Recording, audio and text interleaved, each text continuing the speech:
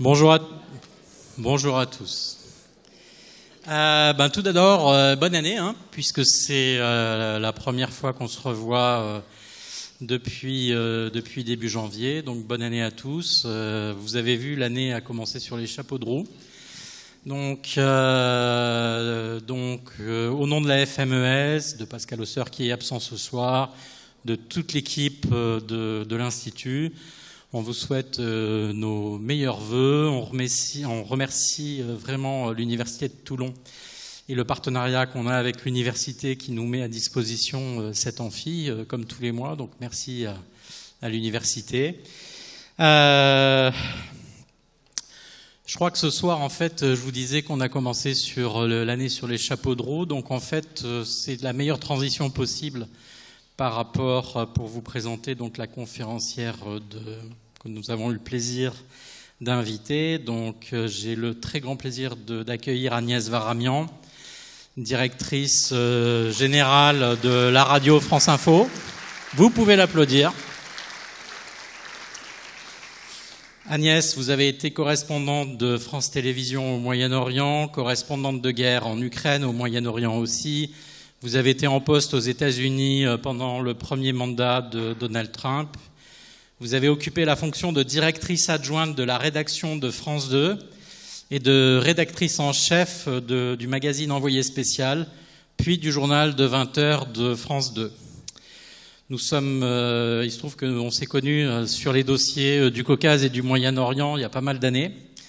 Et c'est vraiment un réel plaisir de vous accueillir ici ce soir. Vous allez nous livrer votre expérience de terrain qui reste, selon vous, donc la meilleure boussole pour faire face à la bataille de l'information. C'est le sujet un petit peu de la conférence.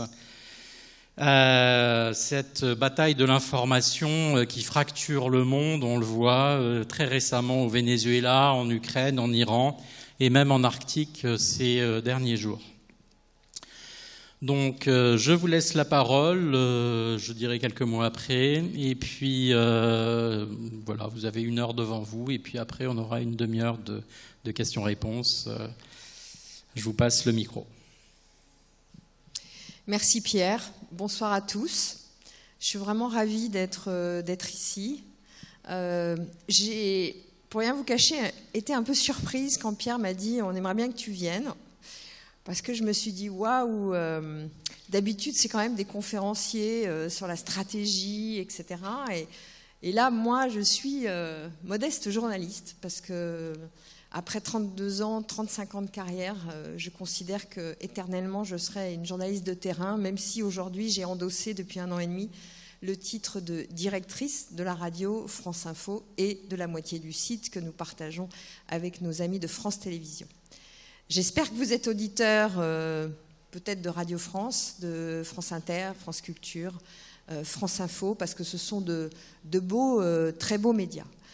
Donc je suis ravie d'être là et de pouvoir partager avec vous mon expérience, de pouvoir, dans un premier temps, une première partie, vraiment vous raconter qui je suis, ce que j'ai fait, ce que j'ai vu peut-être aussi et la manière dont je l'ai vu, parce que je pense que c'est pas qu'un exercice de mise en valeur de ce qu'on est, mais c'est souvent de raconter le journalisme, c'est aussi une façon de faire de la pédagogie sur notre métier. C'est un paradoxe, et on le verra dans la deuxième partie de la conférence. Les médias font face à beaucoup de défiance des citoyens, mais en même temps, je pense que la figure du journaliste, de ces hommes et de ces femmes qui font de l'information tous les jours, elle garde de la confiance. Donc, c'est un métier qui n'est pas si connu que ça, dont on ne connaît pas entièrement les coulisses et la façon dont il procède. Et donc, c'est pour ça que je me suis dit que dans une première partie, j'avais très envie de vous partager ce que j'en ai vécu. D'abord parce que ça a été des moments incroyables pour moi, parce que quand j'ai commencé, jamais je n'aurais pensé arriver jusque-là. Et je vais vous dire pourquoi. Dans une deuxième partie, j'ai envie d'être, on va dire, plus dans mon rôle de directrice et de vous dresser un peu les défis qui attendent les médias aujourd'hui. Ils sont extrêmement nombreux.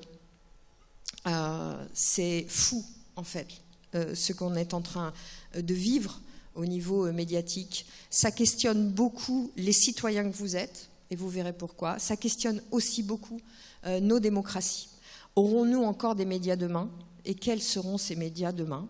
C'est vraiment des questions qui sont fondamentales à se poser. Alors d'abord, qui suis-je ? J'ai 59 ans, dans un mois. J'ai 2 enfants.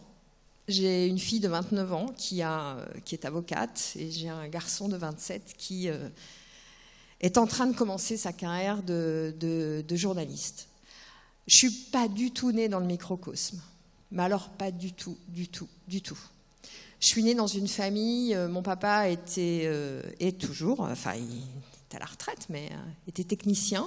Il a été formé comme tourneur-fraiseur quand il avait 14 ans, tout comme mon frère d'ailleurs. J'ai un plus jeune frère qui lui aussi a une formation technique.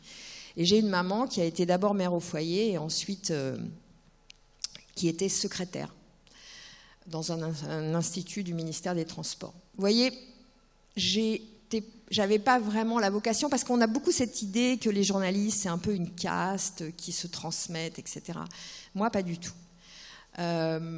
D'ailleurs, je suis sans doute, dans ma famille, une des premières à avoir fait des études supérieures. J'ai eu la chance, je travaillais bien à l'école. J'ai choisi de faire Sciences Po à Grenoble.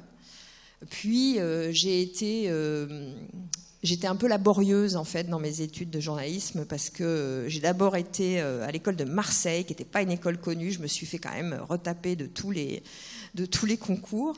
Et puis j'y suis restée 1 an et ensuite je suis partie à Strasbourg pour faire l'école de journalisme de Strasbourg. Il y a quelque chose que vous devez savoir de moi, c'est aussi que je viens d'une famille particulière. Je porte un nom de famille arménien et c'est très important dans mon histoire. C'est important parce que je suis petite fille de survivants d'un génocide qui a eu lieu en 1915. Les Arméniens ont été exterminés par les jeunes Turcs au moment où l'Empire ottoman se disloquait. Ma grand-mère et mon grand-père se sont retrouvés orphelins.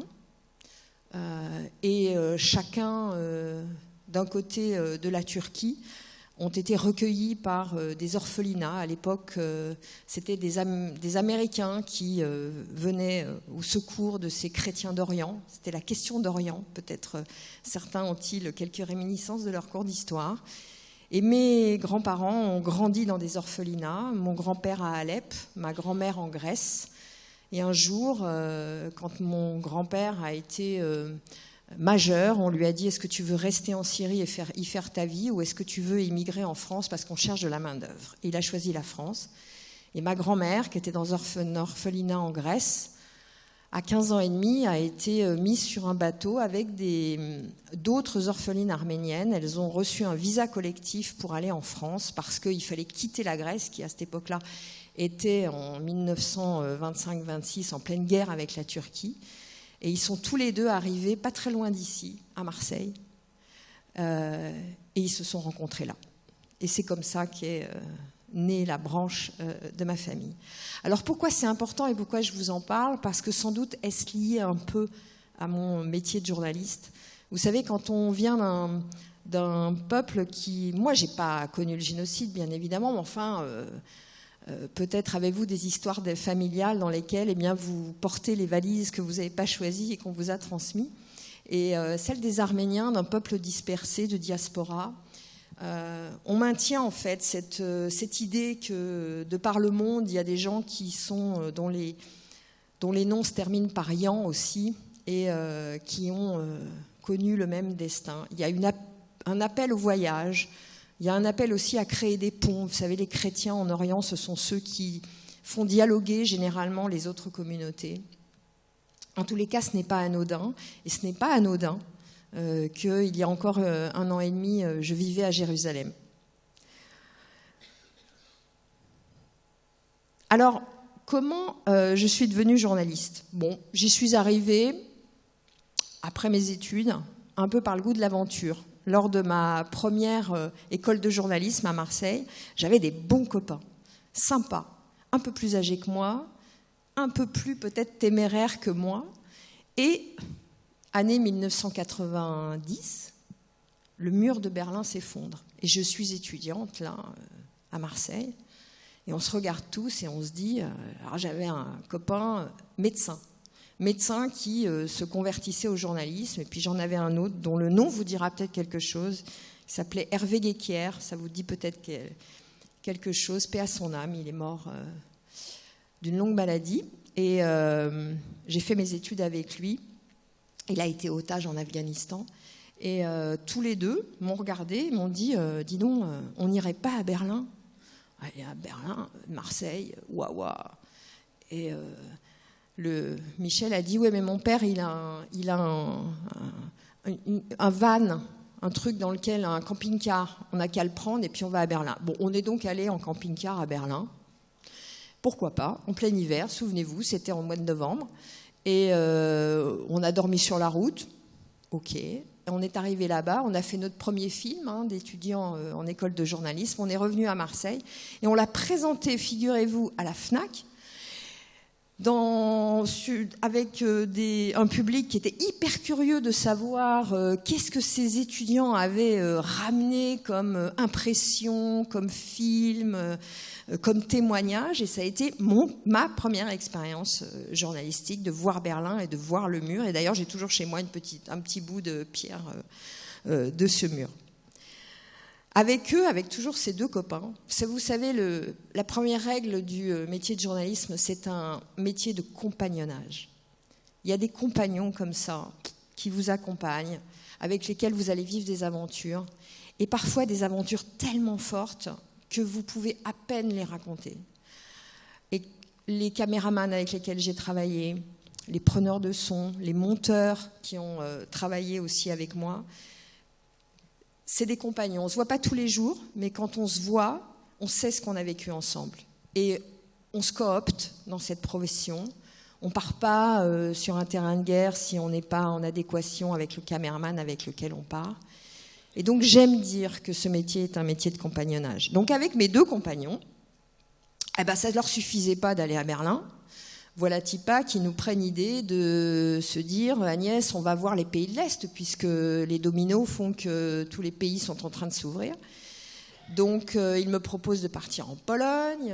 Nous partons ensuite avec une idée phénoménale de faire le transsibérien, entre Moscou et Pékin. Sauf qu'à la gare de Moscou, on n'a jamais pu monter dans le train. D'abord parce qu'il y avait beaucoup de Chinois qui étaient sur le quai et qui ne voulaient pas être filmés. Donc nous avons été tabassés, foutus dehors de la gare, etc. Et qu'à défaut d'aller jusqu'à Pékin, on est allé en Sibérie. Voir ces villes qui étaient des villes de scientifiques fermées à l'époque. Je ne sais pas si vous vous souvenez, elles portaient des numéros.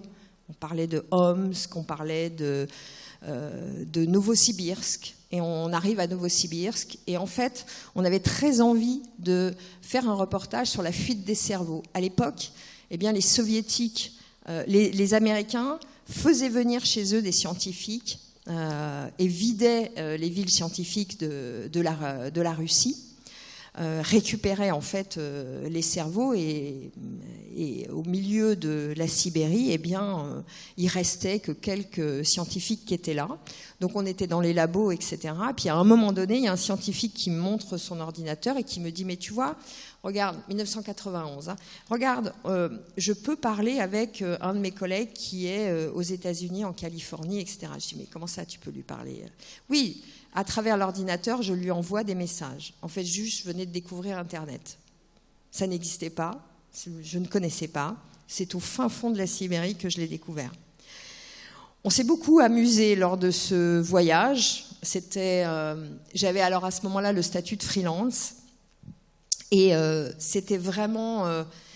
c'était difficile parce qu'il fallait fendre ces reportages. Et à un moment donné, c'est compliqué parce que vous êtes jeune, parce que les rédactions ne vous font pas confiance. Il n'empêche que mes compagnons ont encore eu une idée. Souvenez-vous, la guerre en ex-Yougoslavie. C'est ma première expérience de guerre. J'ai 24 ans ils me disent, cette fois on va pas prendre le van de papa, on va prendre la 205 de tonton. Ok, très bien. Il dit voilà, l'ex-Yougoslavie vient d'exploser, c'est le premier conflit sur la terre européenne depuis la Seconde Guerre mondiale. On n'allait pas manquer ça, et je n'allais pas manquer ça. Bon, j'étais la Benjamine, donc on m'a mis à l'arrière de la voiture, j'avais pas trop le droit à la parole, mais on est allé à Zagreb. Eux, ils savaient pour qui ils allaient travailler parce qu'ils avaient déjà des contrats. Moi, je ne savais pas pour qui j'allais travailler. Et cette guerre a été assez meurtrière pour les journalistes, notamment, qui, au début, ont été très en avant sur le champ de bataille. Et il y avait beaucoup de snipers. Et un jour, à la réception de l'hôtel dans lequel on résidait, quelqu'un parlait en français au bout du fil, le monsieur de l'accueil ne comprenait pas, il m'a passé le téléphone et en fait c'était la rédaction du Nouvel Observateur et de la radio suisse romande qui cherchaient leurs correspondants. Et donc je leur ai dit, je ne sais pas où ils sont, je sais pas, ils m'ont demandé est-ce que vous pouvez vérifier, etc. J'ai vérifié, en fait ils venaient de ils s'étaient fait abattre dans la journée. Donc j'ai transmis cette information, tout le monde évidemment était bouleversé en Suisse et à Paris, et au final, comme ils ne souhaitaient pas renvoyer des journalistes, eh bien, ils m'ont demandé d'écrire des papiers et de devenir leur correspondant. C'est comme ça que je suis restée en ex-Yougoslavie. Et si je vous parle de l'ex-Yougoslavie, c'est parce qu'en fait, je me suis rendu compte, en allant en Ukraine, et après le déclenchement de l'Ukraine, que ce que j'avais vu là-bas, c'était en fait le début. C'était le début on va dire, du rêve de ces méthodes russes absolument incroyables, parce que quand je suis allée en ex-Yougoslavie, je ne sais pas si ce nom vous dit quelque chose, la ville de Vukovar, peut-être. Cette ville, c'est une toute petite ville au bord du Danube. Et je m'étais dit, il y a quand même des choses dans ma vie que je ne verrai pas, genre Dresde. Vukovar a été entièrement rasé par les forces serbes qui ont fait exactement ce que les Russes feront plus tard à Mariupol. Et il y a beaucoup de similitudes finalement, si ce n'est la taille, entre les deux villes. Ils l'ont entièrement détruite et ils y ont massacré 300 personnes qui étaient recluses dans un hôpital que moi j'ai vu vivante, que j'ai pu filmer. Parce que vous savez, les terrains de guerre, parfois, c'est très particulier. C'est-à-dire, on se dit toujours, on ne va pas y accéder, etc. Et en fait, il suffit parfois d'avoir du culot et puis on y arrive. Cette ville, j'y étais au moment du siège des Serbes. On est 4-5 jours avant que la ville ne tombe. J'ai eu très peur. C'est vraiment la première fois où j'ai eu vraiment très très peur. Parce que vous savez, quand il y a des guerres et que ça se bat en milieu urbain, il y a toujours des bases arrières. Et là, j'étais dans une base arrière. C'était une petite école dans laquelle on voyait régulièrement alors, c'était pas des soldats, parce que c'était des civils qui se battaient, mais voilà, aller, venir, dormir, etc. Et puis, à un moment donné, il n'y a plus personne qui est revenu. Plus personne ne revenait sur l'arrière. Et là, on s'est dit, oulala, ça va pas du tout. Si tout le monde est sur les lignes et que plus personne ne vient à l'arrière, c'est qu'il y a vraiment un problème. Et on est sorti de la ville in extremis. Il y a un autre journaliste français qui, lui, a souhaité rester et il n'a pas eu de chance. Il s'est fait arracher un bras le lendemain de notre sortie. Ensuite, on a fait le tour. Donc Vukovar, c'est cette petite ville croate, donc au bord du Danube. On sort. Et on a fait quelque chose qui est très très rare quand on couvre un conflit. On a pu aller de l'autre côté, c'est-à-dire côté serbe, côté Belgrade, et rentrer alors que la ville était tombée avec les forces serbes. C'est très rare de faire ça. Ça n'arrive jamais que vous soyez le même journaliste d'un côté et de l'autre. Rarissime. Bon, on l'a fait. À ce moment-là, je pense que les Serbes ne se rendaient pas vraiment compte que notre présence pouvait être gênante. Et on savait qu'il y avait 300 personnes qui étaient recluses dans l'hôpital de Vukovar. Et on y est allé, on les a filmés. On a rencontré là-bas un jeune Français mercenaire qui s'était engagé auprès des forces croates. On fait ces images, on ressort, etc. Ces images et cette situation, elle m'a démontré des années plus tard à quoi je pouvais servir. Parce que ces gens ont été ensuite emmenés le lendemain par les Serbes et ont été tués, ont pris une balle dans la tête, on les a mis dans une fosse commune, on l'a enterré là. On n'a pas eu de nouvelles d'eux pendant plus de 10 à 12 ans. Et un jour, j'ai reçu un coup de téléphone d'un magistrat du tribunal pénal international qui m'a dit, en fait, vous possédez les seules images qu'il y a de ces gens qui prouvent qu'ils étaient vivants un jour et qu'ils sont morts un autre jour. Et donc ces images ont contribué à faire condamner des criminels de guerre. J'avais 24 ans à l'époque, je vous assure que j'étais bien loin d'imaginer ce qu'on était en train de faire. À quoi peut servir le journaliste? Peut-être à ça, à laisser une trace, à témoigner. Et aujourd'hui, les journalistes qui ont été à Mariupol pendant le siège de la Russie et qui ont réussi à sortir, je pense à 2 journalistes de la Society de Presse, qui ont fait des images qui témoignent de ce qu'a été Mariupol, permettent aujourd'hui de dire ou de contrecarrer la propagande russe qui voudrait qu'il ne s'est rien passé à Mariupol. À Mariupol, il ne s'est rien passé si on écoute les Russes. J'ai été embauchée à France Télévisions, à France 2, et est arrivé le 11 septembre. Alors, chacun se souvient où il était le 11 septembre, n'est-ce pas? Vous vous souvenez tous? Moi, j'étais pas très loin de la rédaction, en train de déjeuner avec un collègue quand c'est arrivé. Et très vite, il a fallu envoyer des équipes un peu partout.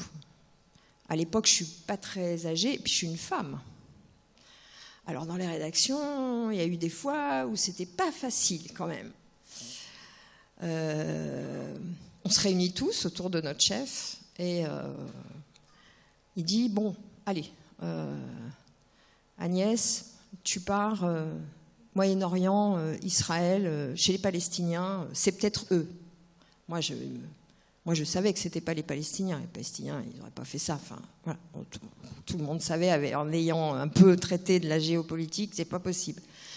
Et donc, je voulais pas partir en Israël-Palestine. En revanche, il fallait, d'autres partaient en Afghanistan. Et là, c'était quand même beaucoup plus intéressant puisqu'on commençait à citer le nom de Ben Laden. Et là, j'ai un confrère garçon qui dit « elle ne peut pas partir en Afghanistan. Il y a les talibans en Afghanistan. Une femme ne peut pas aller en Afghanistan. » Ah ben, j'ai dit « comment ça, une femme ne peut pas aller en Afghanistan ?» Ben si, il y a déjà des consoeurs qui sont allés en Afghanistan, on se met un foulard, quand on va serrer la main des talibans, etc. Finalement, mon chef a tranché, c'est moi qui partirai en Afghanistan. J'y suis allée à 4 ou 5 reprises pendant le conflit afghan. Il a fallu faire preuve de grande patience parce que, évidemment, pénétrer dans le pays tant que les talibans n'étaient pas tombés n'était pas possible. Donc j'ai connu le Pakistan, ce pays assez étrange, très exotique pour nous. C'est le pays du fondamentalisme islamique. Et j'ai fait quelque chose d'extraordinaire dont je me souviendrai toujours. Entre l'Afghanistan et le Pakistan, il y a ce qu'on appelle une zone tribale. C'est une zone de non-droit. C'est un peu comme si on était dans un western, c'est-à-dire il n'y a pas de loi. Il n'y a pas de loi, il n'y a que des tribus. Et les tribus, elles ont tout pouvoir. Et les tribus font la loi, et en plus, comme c'est des tribus pashtunes, les talibans sont des pashtunes, cette zone tribale, elle est plutôt talibane. Et donc, je dis à mon chef au téléphone, je lui dis, écoute, on ne peut pas entrer dans le pays encore, mais les Afghans, eux, s'enfuient. Et il semble qu'il soit des milliers et des milliers dans la montagne pashtoune entre le Pakistan et l'Afghanistan. Donc, je te propose d'essayer d'y aller. Et il me dit, ah bon, et comment vas-tu y aller exactement? Je lui dis, écoute, je suis avec une fille caméraman. On a rencontré un un gars, un Afghan, mais qui était plutôt du côté des soviétiques pendant la guerre, donc qui n'aime pas trop les talibans, et il nous propose, la caméra woman avec laquelle j'étais, parlait un peu pachtoun. C'était quand même une performance. Et il nous propose de nous emmener dans la zone tribale déguisés en taliban. Ah, ok. Il me dit oui, enfin, d'accord, mais tu es sûr de toi? Oui, je suis sûr de moi, ne t'inquiète pas. Donc on va acheter 2 burqas. On se salit les mains parce qu'on avait des mains quand même un petit peu blanches. On se met des tatanes, on salit nos pieds, sachant que quelques jours auparavant, il y avait un reporter du Garçon de Paris Match qui s'était fait attraper dans la zone tribale sur un âne avec une burqa, mais parce que les messieurs l'avaient bien vu qu'il ne chaussait pas du 38. Donc il avait des pieds quand même gigantesques et ça avait suscité un peu la méfiance. Bon, nous voilà partis sur notre voiture et avec une toute petite caméra cachée sous les burqas. Bon, pas de bol pour moi, Caméra Woman était très grande. Moi, vous voyez un peu la taille que je fais. Et, voilà.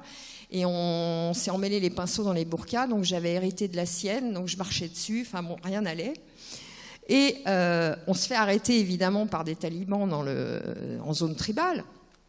Et le gars nous avait dit, surtout si vous faites arrêter, vous êtes mes femmes, motus, bouche cousue, de toute façon, on ne lève pas la burqa d'une femme. Jamais. Ça n'existe pas.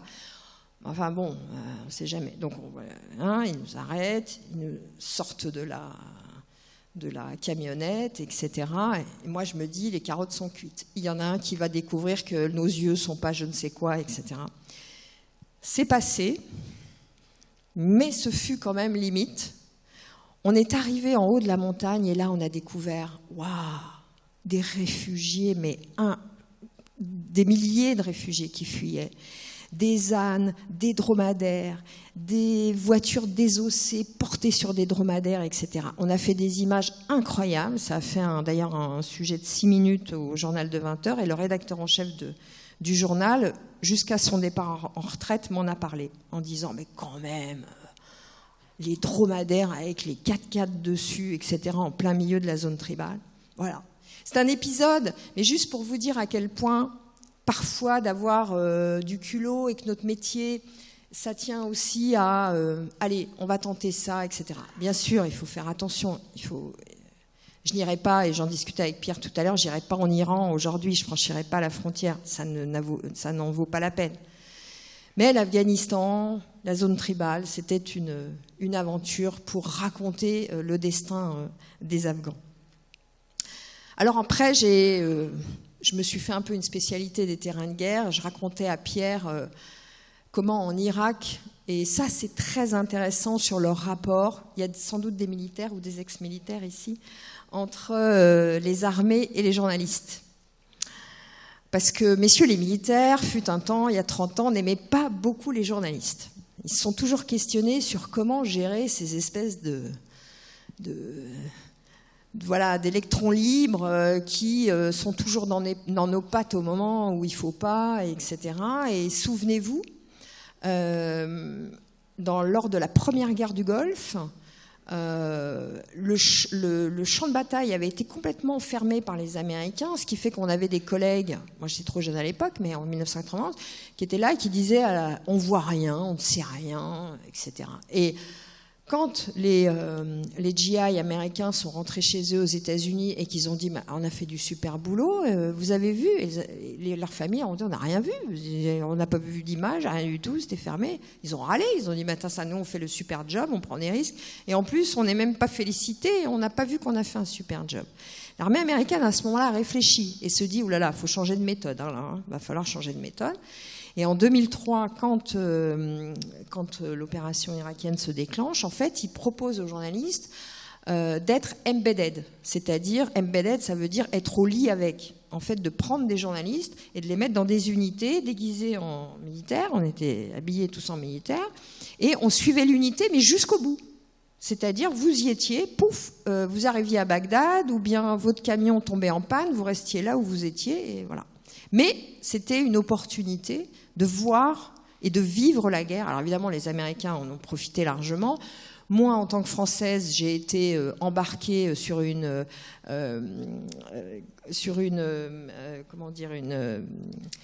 base aérienne au Koweït. Bon, c'était bien pour voir 2 avions décoller au début. Puis ensuite, j'ai dit non, allez, je débarque.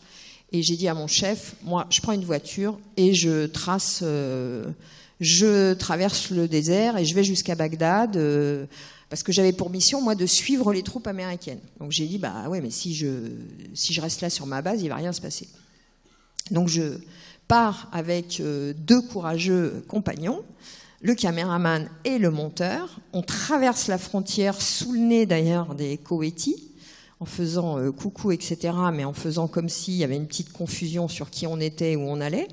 On arrive de l'autre côté, là il y avait les Britanniques qui nous font passer une nuit horrible, réveillez-vous, cachez-vous, les Irakiens arrivent, etc., etc.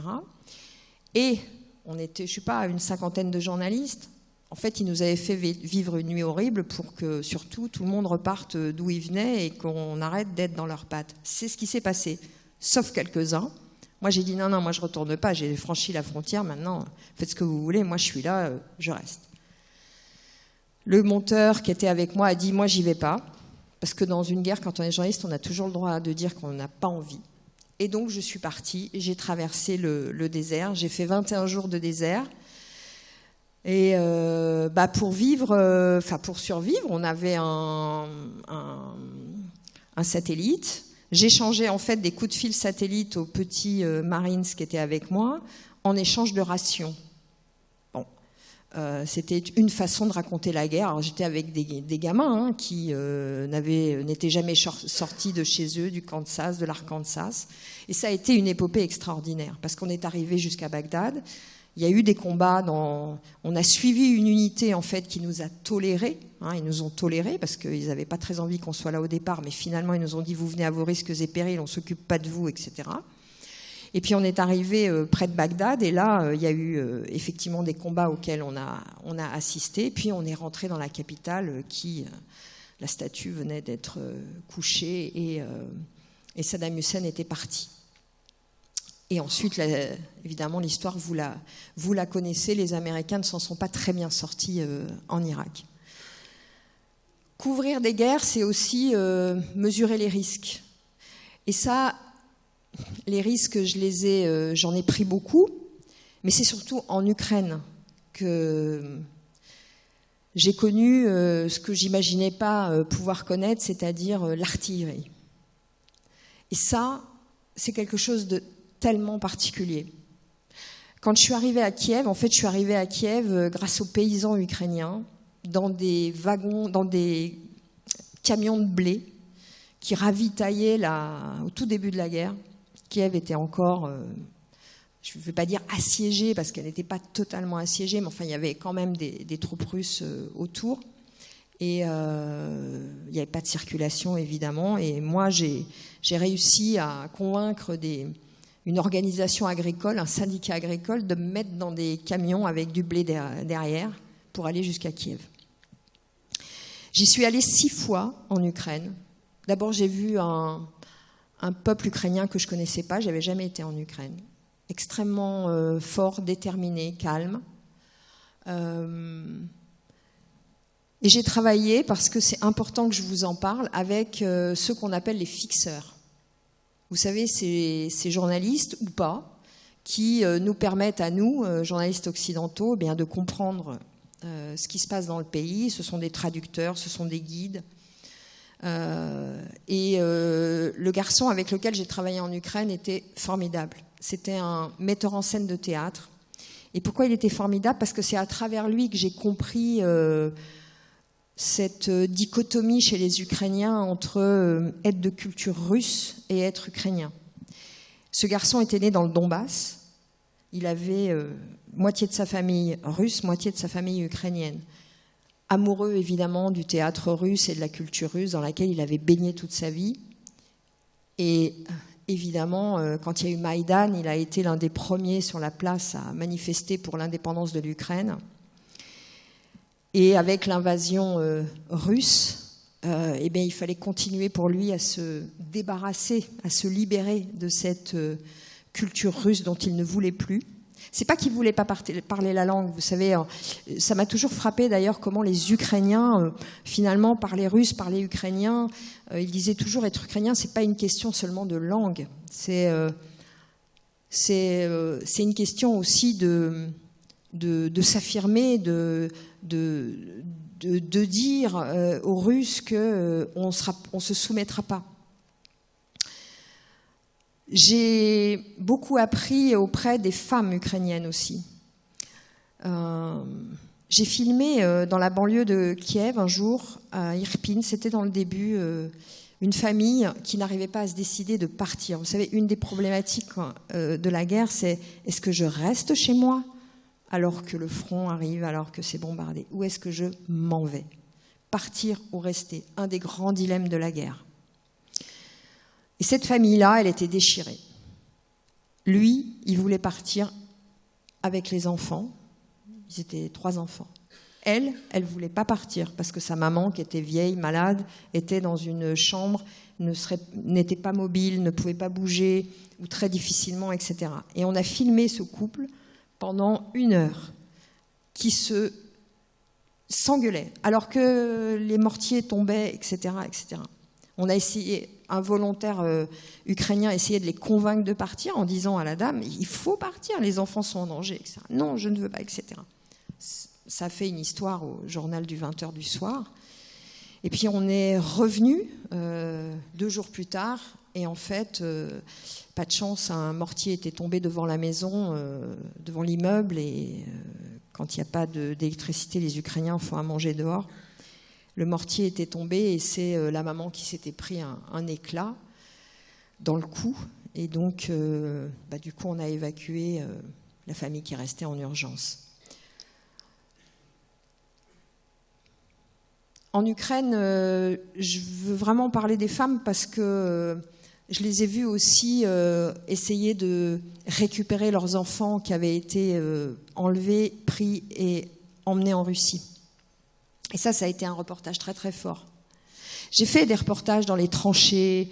On a été dans la ville de Bakhmout, de Sloviansk, de Severodonetsk, de tous ces noms dont vous avez entendu parler, mais j'ai fait un reportage un peu plus long pour Envoyé spécial à l'époque sur ces mères courageuses qui allaient en Russie pour essayer de retrouver leurs gamins là-bas. Parce que vous savez, en fait, il ne faut pas croire, mais même pendant la guerre, il y a des civils qui passent d'un côté et de l'autre. Et j'ai été très touchée par leur détermination, par leur humilité aussi, à se dire personne ne nous les rendra, donc il faut qu'on aille les chercher. Alors certains étaient partis en colonie de vacances au moment de février, parce que voilà, et ils étaient bloqués, simplement bloqués, mais d'autres avaient vraiment été embarqués par les Russes, soi-disant pour les sauver, et les Russes n'avaient évidemment aucune intention de les rendre. Mon fixeur d'Ukraine, aujourd'hui, il est dans l'armée. Il a été mobilisé. Il était metteur en scène de théâtre. Il devait partir présenter une pièce au Portugal en 2024. Et il s'est présenté au bureau de l'armée pensant que les militaires pourraient être sensibles, on va dire, à la diplomatie de la culture, en se disant que un metteur en scène qui n'avait jamais fait l'armée, jamais manié d'armes, n'était pas très utile dans l'armée ukrainienne. Bon, pas de chance. Il est tombé sur un officier qui lui a dit « Mon gars, voilà, il faut aller servir ton pays maintenant. » Donc il a mis l'uniforme, il sert dans la presse de l'armée aujourd'hui. Mais quand je lui ai demandé « c'est pour quelques mois », non, il m'a expliqué que c'était jusqu'à la fin de la guerre. Donc je sais qu'il est vivant, je sais qu'il va bien, mais c'est un garçon qui est entré dans la catégorie des compagnons aussi, et que évidemment je n'oublie pas. Ensuite, j'ai eu une chance extraordinaire, c'est d'habiter Jérusalem. Je ne sais pas si certains d'entre vous ont eu la chance d'aller dans cette ville extraordinaire. J'y ai été nommée après mes 4 ans et demi aux États-Unis. Et ça a été le dernier conflit que j'ai couvert, c'est-à-dire le 7 octobre, l'attaque du Hamas. J'étais basée à Jérusalem, mais je faisais beaucoup de choses. Et 15 jours avant le 7 octobre, j'étais en Arménie pour filmer la grande exode des Arméniens du Karabakh qui étaient chassés par les Azéris. Et je suis revenue à Tel Aviv dans la nuit du 6 au 7. Un coup de chance, hein, parce que vous savez, dans l'histoire de la télévision, il y a un truc qu'on n'aime pas, les journalistes, nous, c'est rater les grandes actualités. Surtout quand on est correspondant dans un pays, on n'a pas le droit de rater un truc qui arrive chez vous. C'est arrivé à une consoeur, et d'ailleurs c'est une des histoires, vous savez, des anecdotes qu'on raconte dans les couloirs de la télé. Notre consoeur, qui était correspondante à New York à l'époque, pour le 11 septembre, était en vacances en Italie le 11 septembre 2001. Elle ne s'en est jamais remise. Donc je rentre d'Arménie et j'atterris en fait à Tel Aviv à 6 heures du matin. Et donc ça a été évidemment un choc. J'avais couvert des guerres, mais là c'est pas tout à fait pareil en fait. Et j'ai compris ce qu'était un traumatisme collectif, ce qu'était un traumatisme d'une société entière sur laquelle déferle, en dehors de Gaza, dans les kibboutz, etc., une armée d'hommes que j'ai vus, puisque en fait, très vite après le 7 octobre, j'ai pu aller dans les kibboutz. Alors, il y avait beaucoup de barrages sur les routes, etc., mais comme j'ai bien appris en Ukraine à contourner les barrages, j'ai mis cette expérience-là au service de la couverture du 7 octobre. Et donc, j'ai pu très vite aller dans les kibboutz. Je suis arrivée très, très tôt sur le site du festival de Nova, où il y avait encore tout le décor. Il n'y avait plus les corps, mais il y avait tout le décorum du massacre. Et j'ai vu aussi beaucoup de ces terroristes du Hamas surarmés avec... voilà, qui étaient arrivés par les airs, par la mer, par la terre, par les voitures, etc. Et ça a été très violent comme expérience parce que ça nous a surpris. On n'a pas eu le temps de se préparer, en fait. Souvent, les guerres, on les voit un peu venir quand même, ou bien il y a déjà la guerre quand vous allez dans le pays. Mais là, c'est arrivé au moment où moi, j'ai atterri à Tel Aviv, où je suis sortie de l'aéroport. D'un seul coup, j'ai compris que quelque chose se passait. Et c'est un choc, en fait, que j'ai eu un peu de mal à encaisser, je ne vous cache pas, parce que évidemment derrière, il y a eu Gaza, la déferlante d'images, l'impossibilité d'aller là-bas. Au téléphone, bien sûr, j'avais des gens à Gaza qui m'expliquaient ce qui se passait. Ce sont d'ailleurs des fixeurs qui sont sortis depuis, parce que la possibilité de travailler librement à Gaza en tant que journaliste est quand même extrêmement limitée. Et donc, cette surabondance d'images, d'horreur, etc., j'avoue que c'est quelque chose qui, encore aujourd'hui, me hante. Et je m'en suis pas tout à fait remise. Je suis partie au bout d'1 an. Je pense y avoir fait mon travail de manière la plus honnête possible. Je dirais pas dans la neutralité absolue et dans l'objectivité absolue, ça n'existe pas, hein, mais honnêtement. Et j'en suis assez fière. Je vois que l'heure tourne, malheureusement. Je dois me dépêcher. En conclusion, je voulais juste vous dire que la plus belle histoire que j'ai jamais couverte, c'est une histoire d'amour. Et c'est avec un vétéran. En fait, l'un de mes meilleurs amis a 104 ans. C'est un vétéran américain que j'ai rencontré aux États-Unis et que j'ai aidé à retrouver son amour de jeunesse qu'il avait connu ici en France quand il avait 20 ans et qu'il est venu débarquer sur les côtes normandes. Je les ai réunis et c'était un magnifique reportage. Aujourd'hui, elle est décédée, elle était à Metz et lui, il est toujours vivant. Il est toujours vivant à Memphis. Voilà, c'est la plus belle histoire que j'ai jamais faite, que j'ai jamais couverte, que j'ai jamais racontée. Alors, Il nous reste pas beaucoup de temps pour que je vous parle des défis qui nous attendent, nous les médias. Mais quand même, je vais vous en parler. Alors vous allez me dire pourquoi je suis passée de journaliste de guerre, de reporter, à directrice d'un média. D'abord parce qu'on me l'a proposé. Je n'y aurais pas pensé toute seule. Et parce que si je suis venue diriger France Info, c'est pour France Info. Parce que j'adore cette marque. Parce que je pense que c'est une chaîne, une radio et un site d'info qui est exemplaire et qui a de l'avenir surtout, dans un contexte extrêmement bousculé. Je vais vous dire pourquoi nous sommes bousculés. Et ça vous interpelle, vous, en tant que citoyen. D'abord, nous sommes fragiles économiquement. Jamais la presse n'a connu une situation pareille. Jamais. Vous avez encore un journal régional ici. Goûtez-le. Parce que la presse, la PQR se porte extrêmement mal. Aujourd'hui, je vous ai apporté quelques chiffres. L'audiovisuel public, et encore, on n'est pas les plus mal lotis, bon, moins 71 millions d'euros d'économies. Vous allez me dire, tout est discutable, on peut faire des économies, s'organiser autrement, etc. Je conteste pas. Aujourd'hui, la publicité pour les médias privés s'effondre. Tout le monde va sur le numérique. Donc le linéaire n'a plus de ressources. La situation n'est pas bonne à TF1, la situation n'est pas bonne à M6, la situation n'est pas du tout bonne pour la presse régionale et encore moins pour les hebdomadaires. L'information, ça coûte cher. Envoyer des gens sur le terrain, ça coûte beaucoup d'argent. Et donc, le numérique, pour l'instant, n'a pas de modèle économique.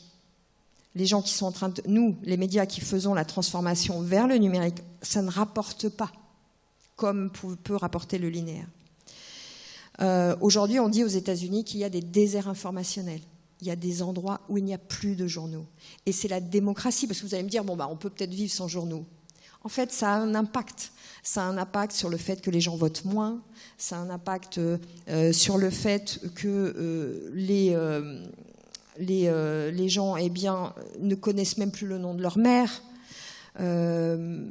La démocratie est entamée quand il n'y a plus de presse.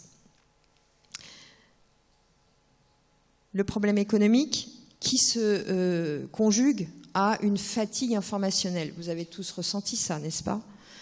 Mais bon sang, c'est plus possible de s'informer en fait. Ça va trop vite, on n'y arrive pas, on est fatigué, on est épuisé mentalement. De toute façon, les écrans, déjà, ça nous fatigue. Mais alors en plus, s'il faut suivre l'actualité au rythme où elle va et avec le nombre de contenus que j'ai, c'est pas possible. Cette fatigue-là, cet épuisement-là, vous le ressentez, nous aussi on le ressent, hein, les journalistes. Ça produit un sentiment de plus pouvoir faire le tri, d'être toujours en retard d'une information, etc. Donc il y a une partie de la population qui lâche. Aujourd'hui, il y a 50% des Français qui ne s'informent plus, qui ont pris leur distance, qui ont dit non, c'est bon, je fais autre chose. Et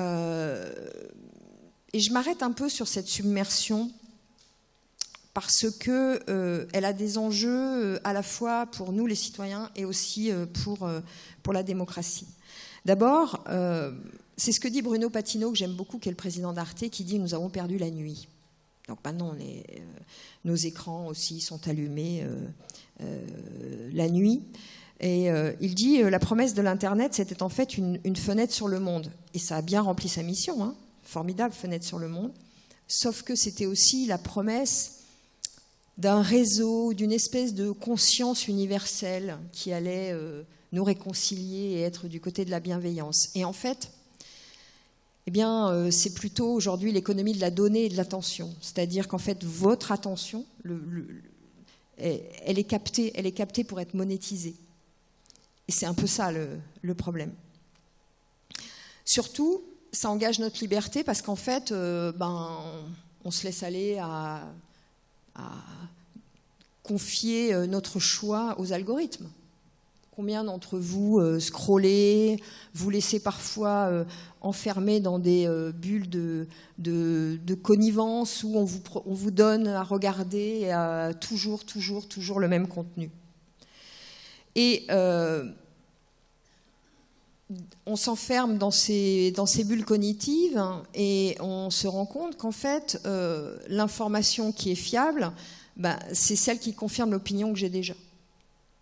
Donc c'est un problème. C'est un problème de démocratie, c'est un problème de choix, c'est un problème de liberté individuelle. Alors cette submersion, elle se conjugue aussi à la défiance des médias. Et là, c'est vrai que les citoyens ne sont pas tendres avec nous. Hein. C'est assez terrible. 6 Français sur 10 disent se méfier des médias. C'est beaucoup. C'est des chiffres qui sont quand même très paradoxaux parce qu'il y a quand même 94% des gens qui disent que c'est important de s'informer. Mais ça n'empêche, ils se méfient des journalistes qui sont un peu comme toutes les institutions aujourd'hui, c'est-à-dire qui suscitent de la défiance. Alors, France Info est plutôt bien placée pour ça parce qu'on a une bonne image et en plus, même ceux qui ne nous connaissent pas disent qu'on n'est pas si mal au final.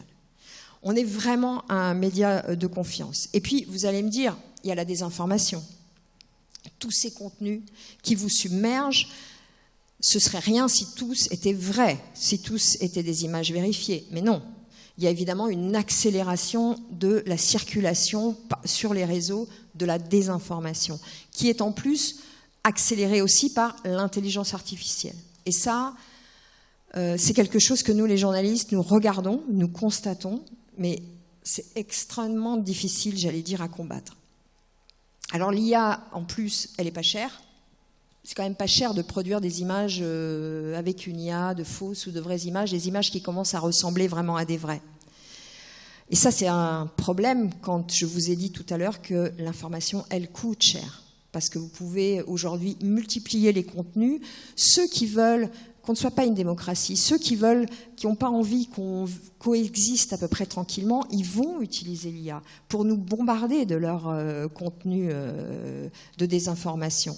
Et maintenant, c'est même plus la peine d'essayer de faire une vidéo, dans leur perspective, qui va faire des millions de vues. Il suffit de faire des millions de vidéos qui vont faire même pas beaucoup de vues chacune, mais elles auront réussi. Et puis pour les citoyens et pour les gens, souvent, en fait, ces vidéos, elles sont floues. Parce que vous n'arrivez pas à distinguer qu'est-ce qui est vrai, qu'est-ce qui est flou, qu'est-ce qui est le réel, qu'est-ce qui n'est plus le réel, qu'est-ce qui est la réalité, qu'est-ce qui ne l'est pas. On est dans cette ère-là aujourd'hui. Et nous, on va devoir apprendre à naviguer, parce qu'on ne va pas revenir en arrière. Hein. C'est comme pour l'ordre international. On ne reviendra pas à l'ordre d'avant, avant Trump, ça n'existe pas. Mais pour l'information, c'est la même chose. On ne reviendra pas à je consomme de l'information un peu le matin, un peu à midi, un peu le soir. Non, on continuera à être submergé, on continuera à avoir ces contenus qui sont flous, qui sont entre le vrai ou le faux. Tout ça, ce sont des enjeux pour nous. Et si j'ai encore quelques minutes, oui, pour vous parler des solutions. Parce que si je suis directrice de l'info dans une ère où il n'y a que des défis, c'est quand même que j'ai un peu d'optimisme. Alors, j'y crois. Je crois d'abord à un journalisme, au retour du journalisme utile. C'est-à-dire le journalisme qui sert à quelque chose. Et ça tombe bien parce qu'à France Info, on est vraiment une radio de service. On délivre de l'information. Je pense qu'en fait, il y aura très vite une fatigue de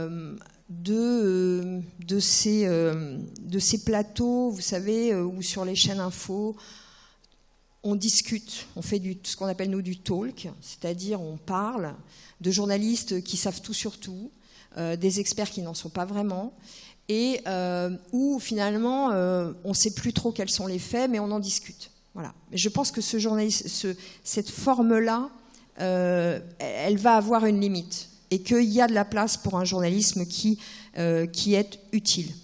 Et puis il s'agit de redonner du sens à notre métier et de le faire savoir.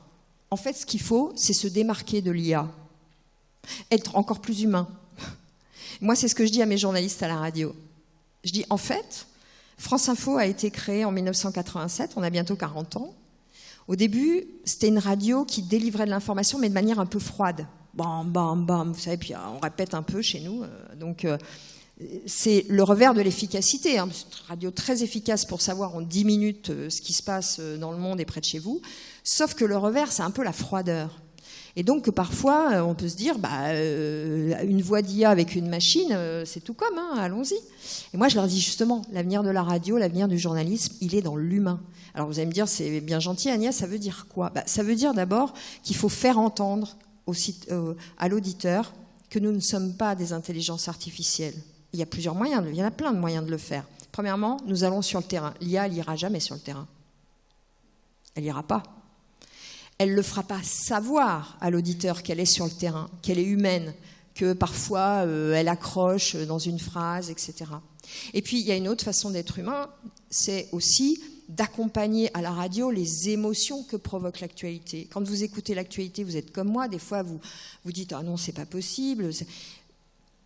Moi, je dis à mes journalistes qui sont à l'antenne, on appelle ça des fils rouges à France Info, il faut que vous accompagniez les émotions. C'est-à-dire que l'autre jour, on avait un expert qui, à l'antenne, au moment de la guerre avec l'Iran, de la guerre des 12 jours d'Iran, dit d'un seul coup, en fait, la guerre a commencé. Et le journaliste a eu un super réflexe. Le présentateur a dit, attendez, vous êtes en train de nous dire que c'est la guerre. Vous avez prononcé ce mot, mais nos auditeurs, ils sont comme moi, ils sont un peu sous le choc. Voilà, ça, c'est être humain. C'est signifier à l'auditeur qu'on est de son côté, qu'on entend qu'il peut y avoir des émotions.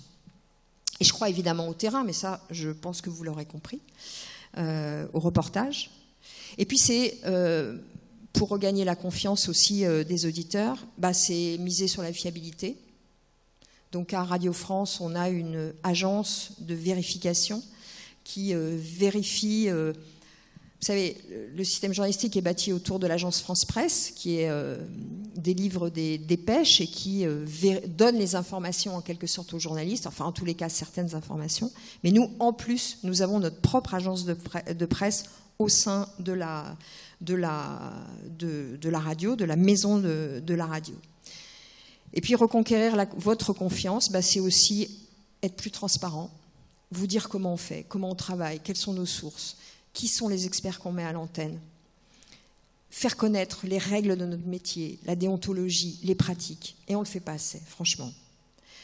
Et puis on lutte contre la désinformation comme on peut. On a la cellule du vrai ou faux à France Info. On a 6 journalistes qui, tous les matins, font la chronique du vrai ou faux. Mais en même temps, lutter contre la désinformation, je vais vous dire, c'est d'abord faire de l'information. Parce que sinon, on vide l'océan à la petite cuillère. Puis c'est un peu comme quand je vais au Louvre, moi... belle maison, beau musée. Sur les murs, j'ai pas les faux, j'ai les vrais. Donc moi, je veux que quand on écoute ma radio, on écoute les infos qu'on juge dignes de vous être présentées. Ça, c'est pour la lutte contre la désinformation. Et puis, je pense aussi vraiment à l'éducation. L'éducation aux médias.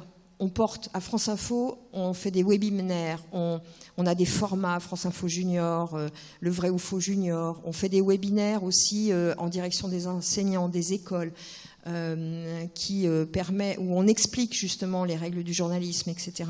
On a touché 270 000 enfants en 2 ans. Et maintenant, on va faire aussi des webinaires pour les adultes.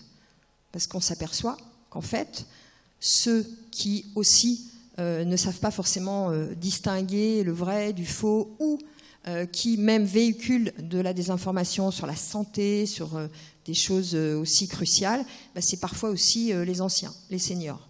Donc on va le faire. Et voilà.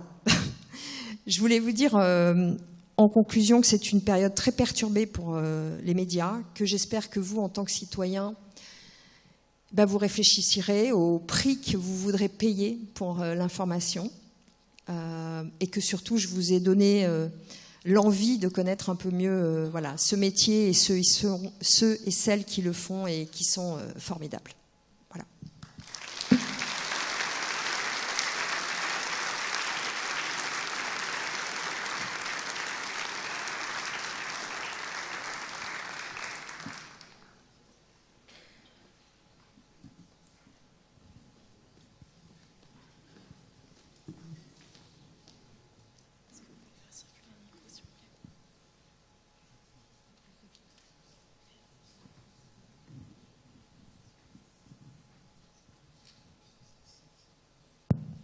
Oui, bonsoir. Merci pour cette éclairante expérience et Je voulais revenir sur les dangers qui frappent le monde de l'information en ce moment et votre vision sur la commission d'enquête qui a lieu actuellement à l'Assemblée nationale sur le fonctionnement du service public et l'information. Il y a eu beaucoup de retours médias sur le sujet et je voulais connaître un peu votre position. Je vous remercie. Écoutez, moi je devrais être auditionnée, je crois, fin février. Moi j'ai fait toute ma carrière dans l'audiovisuel public. Je trouve bien normal que la représentation nationale nous convoque et organise une commission d'enquête autour du financement, du fonctionnement de l'audiovisuel public.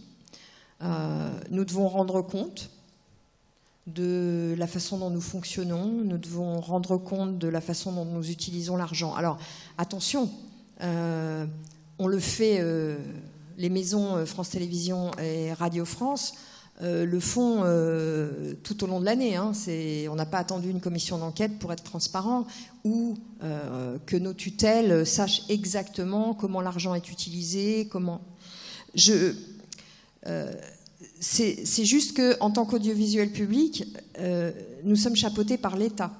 Donc l'État fait des lois nous concernant, l'État et les gouvernements, plus le gouvernement peut faire une loi demain pour dire on fusionne France Télévisions et c'est à leurs mains. Donc cette commission d'enquête, si elle va déboucher sur un rapport, si ce rapport préconise des choses pour l'avenir du service public, les politiques s'en empareront. C'est pas à notre main à nous. Encore une fois, moi j'irai honnêtement répondre aux questions. Après, je dois quand même observer que cette commission d'enquête, elle est constituée de membres de partis politiques qui sont très différents entre M. Aloncle, le rapporteur, le président, les membres de LFI, etc. Et qu'on a assisté parfois, et ma grande patronne, Sybille Veil, a dû attendre de pouvoir parler parce qu'apparemment les politiques n'étaient pas d'accord. Après, si c'est une commission qui éclaire le citoyen et qui nous permet à nous de nous expliquer et de rendre transparent le fonctionnement, de répondre sur tous les points polémiques, l'affaire Legrand, l'utilisation de l'argent pour soi-disant de la représentation, parce qu'il y a eu beaucoup de raccourcis, si vous voulez, parce qu'on a bien compris que l'audiovisuel public est aujourd'hui un enjeu politique, est un marqueur politique. Moi, j'ai pas de commentaire à faire là-dessus. Les politiques font comme ils veulent et voilà. Simplement, il faut, si vous souhaitez être informé, écoutez toutes les auditions et pas seulement picorer dedans, parce que. Mais moi, je trouve que c'est normal qu'on rende compte, pas de souci. Bonsoir, merci beaucoup pour votre conférence. Je me demandais simplement, est-ce que avec la crise des médias, la montée des réseaux sociaux, etc., vous pensez qu'en ce moment, il y a encore un avenir dans le métier de journaliste, pour les jeunes un peu? Et qu'est-ce que vous conseilleriez de suivre, selon vous Moi, je ne vous dissuaderai jamais. Si c'est votre rêve, allez-y.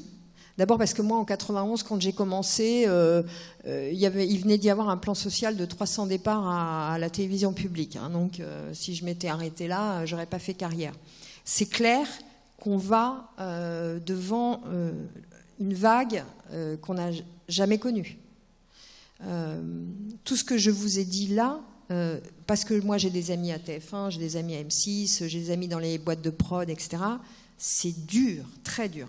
Après, j'espère qu'on aura toujours besoin de journalistes et qu'il y aura toujours de quoi les financer.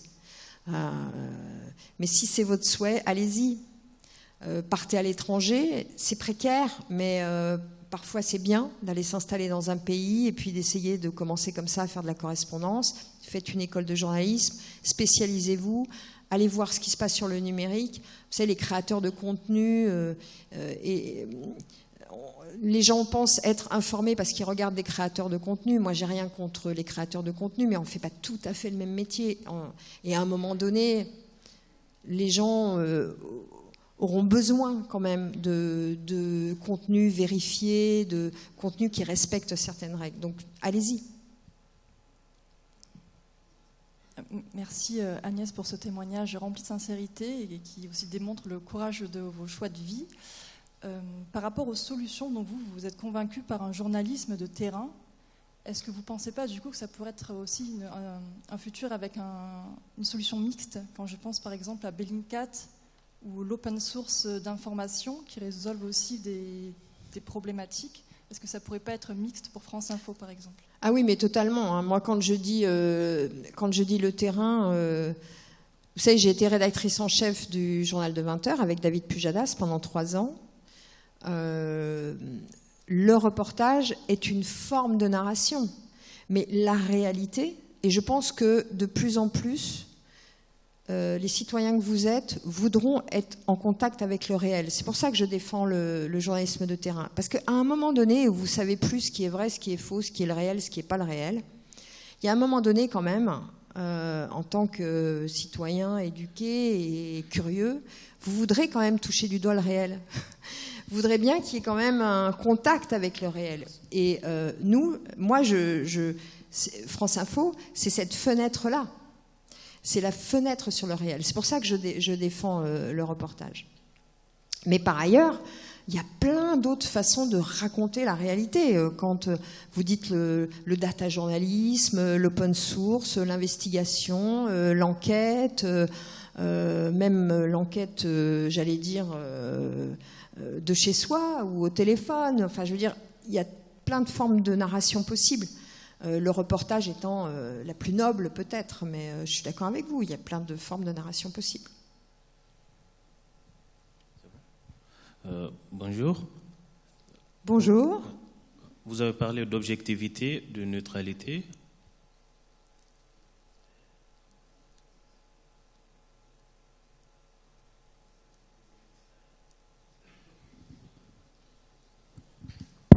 Ah, ça y est. Donc, je viens de l'AES, le Mali, le Niger, le Burkina, où il y a une guerre informationnelle, justement. Et chez nous, les dirigeants, ils parlent du journalisme patriotique. Voilà. Ils parlent de traitement patriotique de l'information. Vous en pensez quoi? Parce qu'ils ont remis en question le groupe France Média.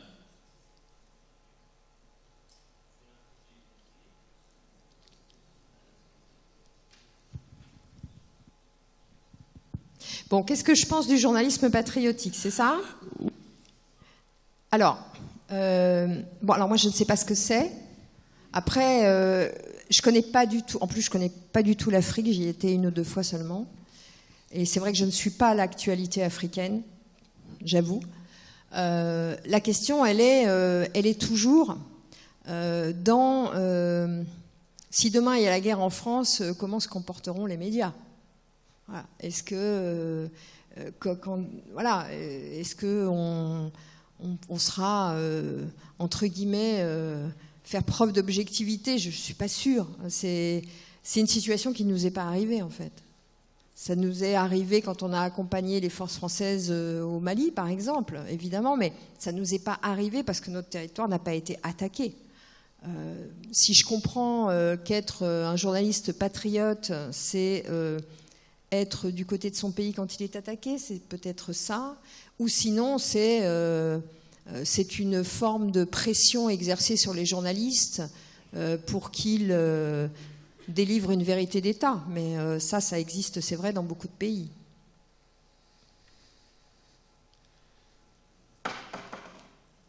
Oui. Bonsoir madame, Bonsoir. Merci pour votre présentation. Vous avez souligné tout à l'heure que France Info était une radio, un média qui était apprécié de beaucoup de Français. Effectivement, moi personnellement, je suis toujours heureux d'ouvrir le poste et d'avoir quelques informations qui sont souvent très concises, mais je me suis toujours demandé comment était choisie cette information, quel était le prisme que vous appliquiez. Est-ce que c'est un prisme social, idéologique, politique, ou au contraire aucun prisme? Est-ce que vous avez un comité de journalistes qui trie cette information? Parce que, effectivement, très très concis, en quelques mots, on a a quelques informations, mais parfois on se dit, mais tiens, ils n'ont pas parlé de ça. Ou, enfin, on peut avoir ce préjugé, en fait. Non, mais vous avez raison. Et en fait, ça rejoint... parce que c'est sans doute de la faute des journalistes, mais c'est vrai qu'il y a une méconnaissance du fonctionnement de nos rédactions. C'est-à-dire, il n'y a pas quelqu'un qui arrive le matin en disant on va faire ci, on va faire ça. En fait, c'est un processus. C'est-à-dire, on a à France Info, on a toutes les 3-4 heures des conférences de rédaction qui réunissent les chefs de service éco, service politique, service sciences, service reportage, la cellule du vrai ou faux, avec nos rédacteurs en chef et le directeur de la rédaction et ses adjoints, et où on discute de l'actualité. On discute de qu'est-ce qui fait l'actualité aujourd'hui. Donc, on hiérarchise. Et ça, c'est une clé du métier de journaliste, c'est la hiérarchisation. Et moi, je pense que nos médias ont de l'avenir aussi, parce que dans la masse que vous recevez, il y a un moment donné, on est perdu. Et les gens se tournent aussi vers les médias traditionnels parce qu'ils offrent une certaine hiérarchisation. Oui, effectivement, on a l'outrecuidance de vous dire ça, aujourd'hui, c'est sans doute plus important que ça ou que ça. Voilà. Donc, on hiérarchise. La conférence de rédaction, elle est là pour choisir ce qu'on va traiter. Bon, aujourd'hui, c'était la rencontre Trump-Zelensky à Davos, et c'était tout le discours de Trump à Davos, les suites. Voilà, donc on décide de qu'est-ce qui mérite d'être traité. À France Info, tout n'écrase jamais tout. Et ça, c'est une spécificité quand vous écoutez notre antenne par rapport à, par exemple, des chaînes tout info de télévision où parfois vous avez l'impression qu'il n'y a que 2 thématiques dans la journée. Nous, on garde, et c'est vraiment le sens d'être un média de service public, on garde une certaine diversité. C'est-à-dire que quand même sur notre antenne, vous aurez toujours, dans la demi-heure, si vous écoutez, on fonctionne nous par demi-heure, vous avez toujours un journal qui est quand même, qui rassemble 7 ou 8 informations. Puis vous aurez 2 grands développements. Plus vous avez en fin de demi-heure, parce que nous on va du plus chaud au plus froid, vous avez en fin de demi-heure une actualité plus froide, de la culture, de la société, de la science. Donc ces conférences de rédaction, elles déterminent effectivement le menu du jour et le menu par édition. C'est là qu'on choisit l'actualité qu'on va traiter. Puis ensuite, ça redescend dans les services, si vous voulez. Puis ça fonctionne, c'est un peu comme un ascenseur. Hein. Les journalistes aussi, ils partent à l'Assemblée nationale, ils vont voir leurs contacts scientifiques, etc. Ils reviennent avec des informations. Ils viennent voir le rédacteur en chef, ou là, ils sont là à la conférence suivante en disant « j'ai une info ». La SNCF va baisser le prix de ses billets, etc. Alors, est-ce que ça mérite ? Voilà, on discute. Et parfois, on fait de mauvais arbitrages, entre guillemets. Vous savez, c'est humain. Hein. Faire de l'information, c'est humain. On n'est pas des machines. Vous pouvez trouver que la hiérarchie de l'information chez nous ne vous convient pas. Nous, on essaye d'avoir 3 piliers. Nous avons 3 piliers. L'international, la politique, l'économie à France Info. C'est quand même... Évidemment, on a un service société, on a un service culture. Et franchement, quand je regarde le reste des médias, on traite beaucoup la culture et la science. Au nom de cette diversité. Et aussi, on a une obligation de diversité, de pluralisme d'opinion. C'est-à-dire qu'une perspective sur un sujet ne doit pas écraser les autres. Je parle la fin de vie, par exemple, qui sont des sujets sensibles dans la société. On ne peut pas se permettre, c'est la loi, c'est pas, je n'invente rien, c'est la loi. On ne peut pas se permettre sur France Info de ne donner la parole qu'à des gens qui défendraient le suicide assisté. C'est pas possible. Si on fait ça, le gendarme de l'audiovisuel qui s'appelle l'Arcom va venir nous dire vous avez créé un déséquilibre et vous devez rectifier ça. Donc on a des temps de parole politiques on doit donner la parole aux partis selon leur représentativité aux élections, mais on a aussi un devoir de respecter le pluralisme des opinions. Bonjour madame, je voudrais revenir sur ce ras-le-bol d'informations que beaucoup de gens ont. Alors je crois quand même que dans ce que vous développiez à l'instant même. La hiérarchie est faite par l'agence France-Presse. L'agence France-Presse donne, vous savez, un code sur chaque dépêche. En gros, c'est une vingtaine de lignes et ensuite on laisse l'intégralité des journalistes et des chaînes développer ce qu'ils veulent comme ils veulent. Alors moi, je voulais m'adresser à la directrice de l'information. Je trouve un peu aberrant que même si vous êtes des chaînes concurrentes ou des médias concurrents, une fois de temps en temps, vous n'ayez pas justement face au ras-le-bol que les gens ont de la même information servie au même moment dans la demi-heure qui suit, l'envie de tempérer un tout petit peu ça. Ça ne veut pas dire téléphoner au directeur de la chaîne d'à côté pour lui dire on va parler de ceci, n'en parlez pas. Si vous avez effectivement quelque chose d'important à donner, notamment sur le terrain, parce que vous aviez un journaliste sur le terrain et que les autres chaînes ne l'ont pas, peut-être un peu de décence entre chaque chaîne, sans véritablement dire que vous devez vous entendre. Alors là, c'est très compliqué ce que vous me demandez. Mais bien sûr. Parce que nous, on peut s'entendre entre nos chaînes sœurs, que sont France Info, France Inter et France Culture, même si des fois, moi, je trouve qu'il y a trop de duplication, c'est-à-dire qu'on diffuse les mêmes reportages, et parce que l'international, vous savez, c'est transverse chez nous. C'est-à-dire qu'il y a un gros service international qui sert, et ça c'est pour des raisons économiques, et c'est normal, hein, on mutualise, qui sert les antennes de France Culture, de France Info et de France Inter. Donc des fois, on a le même sujet. Ça n'arrive pas toujours, mais on a le même sujet et on le diffuse au journal de 8h de France Inter et à 9h à France Info. Donc celui qui n'a pas de bol et qui zappe, comme moi souvent, je râle. Mais ok, entre le service public, avec les autres, non. Non, mais vous avez raison de dire que le sentiment de fatigue, il vient aussi que on a le sentiment qu'on vous parle toujours de la même chose. Alors, il y a aussi un phénomène qui est que, et c'était particulier là en novembre-décembre, il n'y avait pas tellement d'actualité, il n'y avait pas... Et nous-mêmes, on se disait, mais on parle de choses qui ne finissent jamais, quoi. La guerre en Ukraine, ça ne se termine pas. Le budget, alors là, au secours. Le ras-le-bol, mais...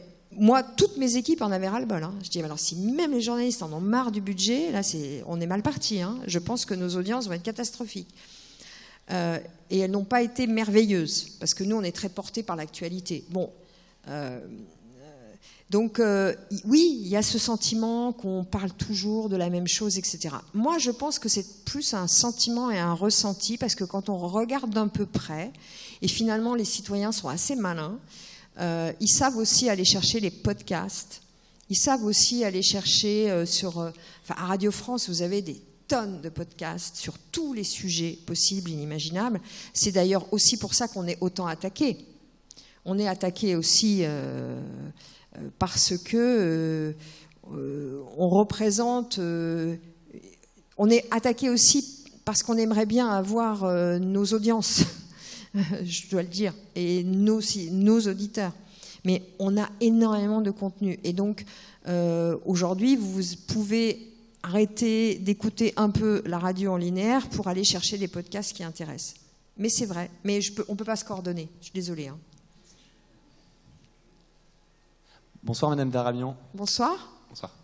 Je souhaiterais revenir avec vous en Ukraine, quitter un petit peu la France.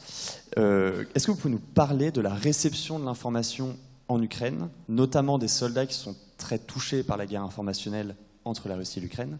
Si vous avez des exemples de vecteurs utilisés, les effets que ça a eu sur les soldats, ça m'intéresse beaucoup. Les effets de la guerre informationnelle sur les soldats ukrainiens, vous voulez dire? Les soldats ukrainiens, sur la population aussi, forcément. Et si la guerre, vous voulez dire les vidéos des Russes? Faites par la Russie, forcément. Faites par la Russie. Et, si l'Ukraine a mis en place des choses pour lutter sur le champ informationnel contre la Russie. Merci beaucoup. Alors moi, je ne suis pas une experte, une spécialiste. Hein. D'abord, ils parlent russe, hein, nos amis ukrainiens. Donc, ils sont quand même... très au fait de ce qui leur arrive et ils sont extrêmement forts pour détecter ce qui relève de la propagande et ce qui n'en relève pas. C'est vrai qu'on est nous-mêmes d'ailleurs un peu en guerre déjà avec la Russie à ce propos-là. Les Ukrainiens par ailleurs sont très forts aussi dans la contre-propagande. Hein.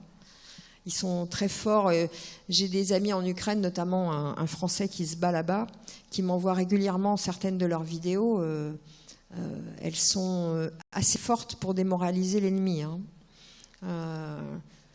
Moi, j'ai eu la chance de rencontrer des soldats russes prisonniers, faits prisonniers. Ceux qui, notamment, avaient été sortis de prison pour venir se battre et qui racontaient comment ils étaient traités. Je ne sais pas comment ils ont été traités au final côté ukrainien. Hein. Je ne sais pas. Mais ils nous expliquaient qu'ils recevaient la propagande des Ukrainiens de l'autre côté.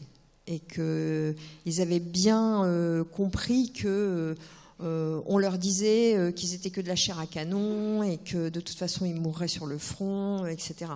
Bon, au final, ils s'en étaient aperçus par eux-mêmes, hein, qu'ils n'avaient pas beaucoup de considération de la part de leurs propres officiers. Mais au niveau étatique, moi, je ne suis pas capable de vous dire qu'est-ce qui a été mis en place ou pas. Moi, ce que j'ai vu sur le champ de bataille chez les soldats, c'est beaucoup d'épuisement au bout d'un an, beaucoup de gueules cassées, beaucoup d'handicapés, beaucoup de l'artillerie qui a vraiment fait du mal partout.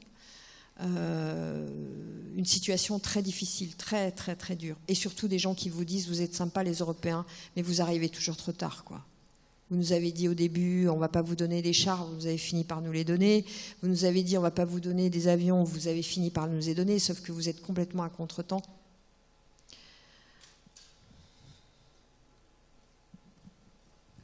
Oui, bonsoir madame, merci beaucoup bonsoir. Pour votre intervention, très intéressante. Vous avez raison, il y a beaucoup d'anciens militaires ici, il y a même des militaires d'actifs. J'en suis un, d'où ma question. À vous écouter et à entendre ce que j'ai cru percevoir comme étant un peu d'émotion parfois, je me rends compte que les reporters de guerre et les militaires partagent les mêmes sentiments, parfois même les mêmes traumatismes. Les mots que vous avez utilisés, je connais beaucoup de camarades et moi-même qui en vont les mêmes. Comment expliquez-vous alors cette défiance entre ces deux métiers ? Merci. Parce qu'on n'a pas du tout le même intérêt. Parce que vous êtes militaire d'actif dans une institution qui s'appelle l'armée et que nous sommes des journalistes et que nous ne faisons pas du tout le même métier et que vous allez défendre votre institution, que vous avez une mission qui est d'abord de combattre ou d'occuper un terrain, que vous devez vous protéger vos camarades, que vous avez vos règles et que nous, on a les nôtres. Donc là où vous voudrez fermer le champ de bataille, je voudrais qu'il soit ouvert. Là où vous allez refuser de me laisser passer, je vais essayer de vous contourner. C'est juste qu'on peut être extrêmement bon camarade le soir en allant au pub boire des bières. Mais sur le terrain et sur le champ de bataille, on ne sera pas camarades. Vous savez, moi, les militaires ukrainiens, oui, je me mets du côté des gentils, hein. Mais vous ne pouvez pas savoir comme ils m'ont cassé les pieds. Ils ne voulaient pas, ils ont repris une ville qui s'appelle Liman. Ils reprennent une ville qui s'appelle Liman, qui est une ville un peu stratégique, et ils décident que la presse n'ira pas. Ah bon, la presse n'ira pas à Liman. Ah. Et moi, je dis, c'est l'histoire du jour, c'est l'histoire des 2 jours, c'était une grosse conquête ukrainienne. Et donc, j'ai décidé d'y aller. Je me suis fait refouler au barrage, j'ai cassé une voiture, je suis rentrée, etc. C'est juste que ces gentils Ukrainiens, à un moment donné, ils ont décidé que personne ne rentrait, personne ne rentre.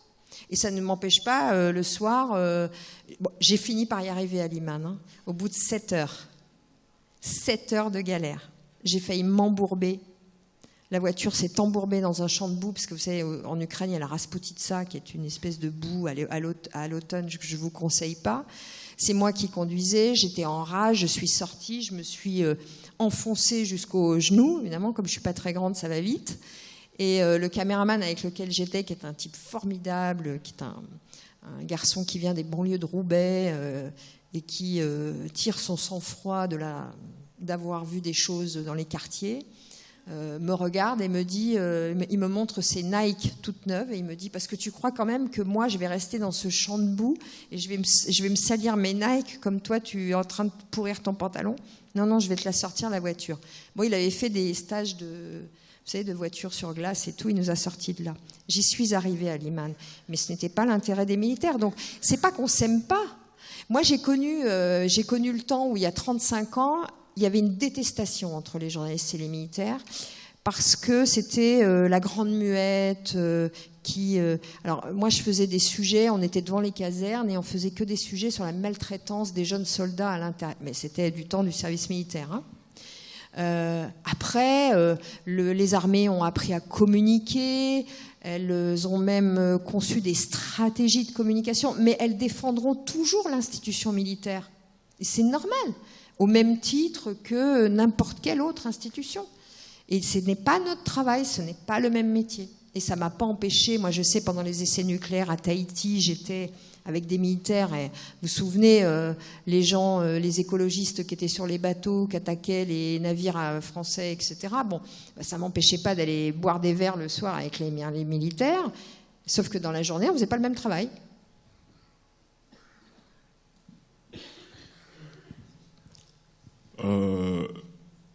Bonjour. Après. Alors, oui. J'avais une question.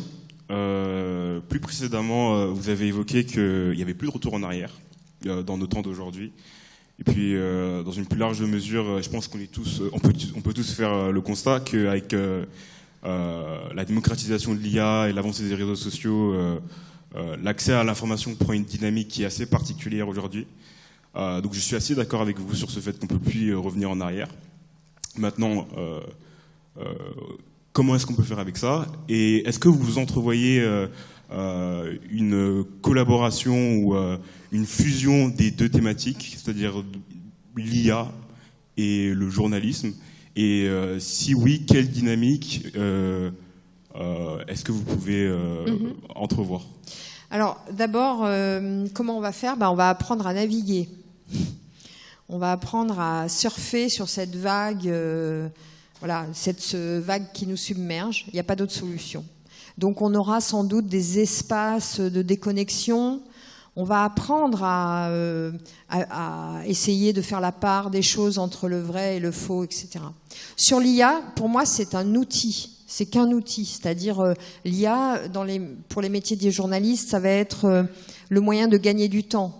Il y a un gros dossier à lire, on l'entre dans l'IA, on a le résumé. L'IA, c'est qu'un outil, en fait. Il peut être au service des bons, il peut être au service des méchants.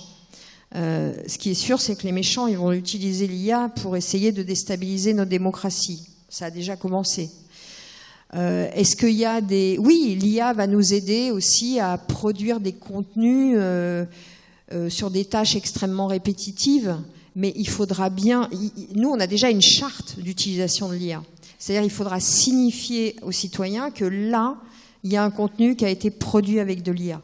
Ce n'est qu'au prix de la transparence qu'on pourra justement naviguer au mieux, j'allais dire, et construire cette confiance entre les médias et le public.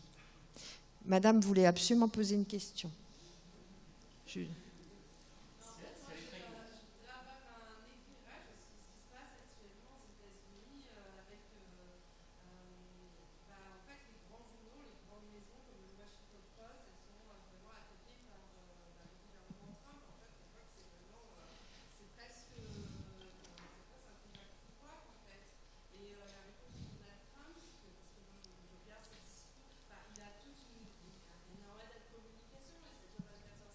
Mmh.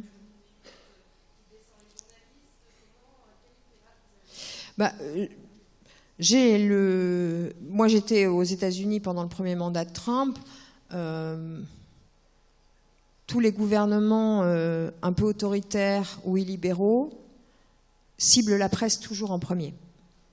C'est toujours ce qu'ils attaquent. Ils attaquent les autres institutions, la justice. Vous voyez, en Israël, l'extrême droite a d'abord attaqué les juges. mais il y a bien d'autres pays où on cherche pas forcément à contrôler, mais en tous les cas à délégitimer ou à vider de leurs finances ou de leurs ressources économiques la presse. C'est un enjeu, la presse. La presse est un enjeu parce que, comme je vous le disais sur l'ex-Yougoslavie, elle empêche de masquer aussi... Il n'y aurait pas de journalistes... certaines vérités n'auraient jamais été portées à la connaissance du public. Imaginez... Moi, c'est ce que je dis d'ailleurs, la commission d'enquête audiovisuelle à monsieur Aloncle, qui est venu, qu'on a reçu à France Info. Je lui dis, est-ce que vous croyez vraiment que le monde sera meilleur sans médias ? Et vous croyez vraiment que le monde sera meilleur sans médias du service public, qui sont les seuls aujourd'hui capables de faire de l'investigation, qui sont les seuls aujourd'hui capables de faire de l'enquête, qui sont les seuls encore à même à projeter des gens hors des frontières. TF1 est une formidable maison. Ils ne font pas d'investigation, parce que c'est contre les annonceurs. Ils ne peuvent pas en faire. Ils ne font pas de contenu culturel ou de grand public, d'intérêt public, comme le fait Radio France ou comme le fait France Télévisions. Ils ne financent pas.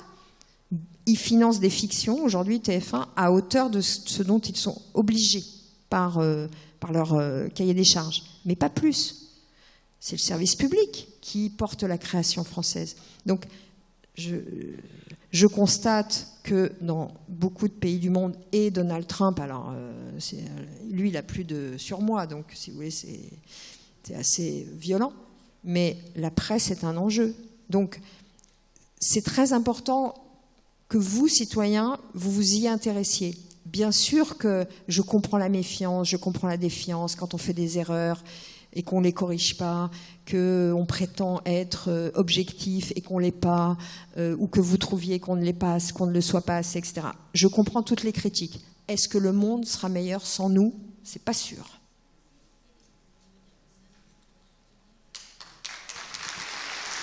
Merci.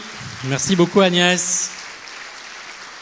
Merci beaucoup pour votre témoignage et votre franchise. Je crois que vous pouvez l'applaudir.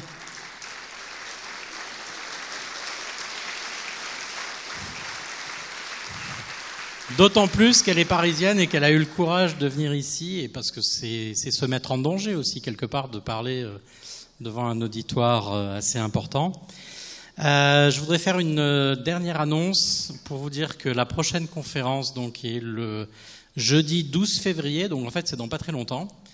Et ce sera Jean-François Guéraud qui viendra nous parler de lutte contre la mafia et la criminalité. Alors il se trouve que Jean-François Guéraud est un très haut fonctionnaire du renseignement qui dirige actuellement l'Académie du renseignement, qui connaît ces sujets par cœur, qui vient de sortir un livre sur cela, et il viendra nous en parler. Mais je voulais vous dire que si vraiment ça vous intéresse, venez, parce qu'il n'y aura pas de captation ni audio ni vidéo.